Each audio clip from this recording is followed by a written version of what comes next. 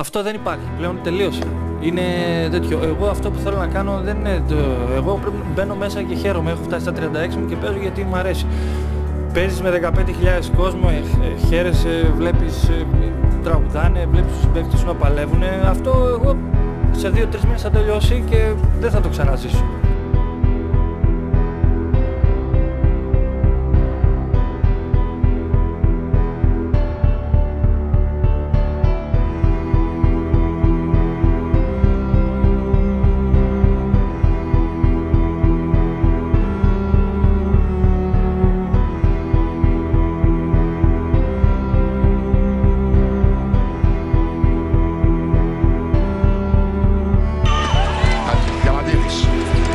Στο γήπεδο θα πετάξει την μπάλα από τη σέντρα. Καλά, ποια απίστευτη φάση. Είδαμε κουνεί τα μάτια μας από αυτό το παιδί. Δόδαμε και αυτό. Σούταρ από τη σέντρα ο Αφιόφος. Ο Μιχητάπα από τον Διαμαντίδη. 24 εκατοστά ύψος. Δείτε εδώ τι κάνει ο Διαμαντίδης. Δείτε εδώ τι κάνει. Δεύτερο highlight μετά του Γιάννοβιτς. Ο Τόμις το 2-17. Η πάσα είναι στο Διαμαντίδη Δημήτρη. Διαμαντίδης γλιστράει. Απίστευτα πράγματα πέφτοντας στο Διαμαντίδη. Κοιτάξτε τι κάνει. Γλιστράει, κρατάει σταθερό δεξί. Πέφτοντας πίσω με τα δύο, τα μπλοκ και μέσα, 77-79. Διαμαντίδης. Υποπίεση για 3.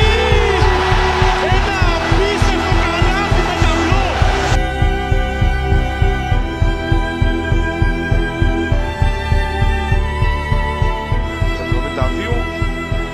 72-77. Τέλος, τώρα δεν υπάρχει επίπεδο. Διαμαντίδης για 3, μέσα 75-77. Πρέπει να στοχίσει στη βολή. Η βολή μπαίνει πάντως. Άλλη άποψη. Παναθηναϊκός θα πιέσει. Γκρέγκορη βγαίνει και κλέβει ο Φώτσης. Μπατίστη για την νίκη.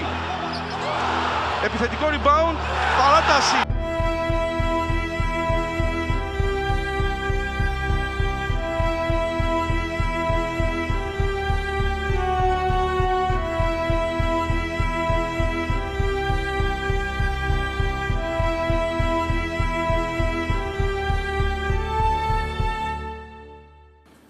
Όταν κάθομαι και σκέφτομαι ότι τόσα χρόνια που έπαιξα μπάσκετ και ήμουνα σε αυτή την ομάδα και γενικά στον αθλητισμό και στο μπάσκετ, δεν περίμενα ποτέ ότι θα ζήσω τέτοια πράγματα που έχω ζήσει μέχρι τώρα.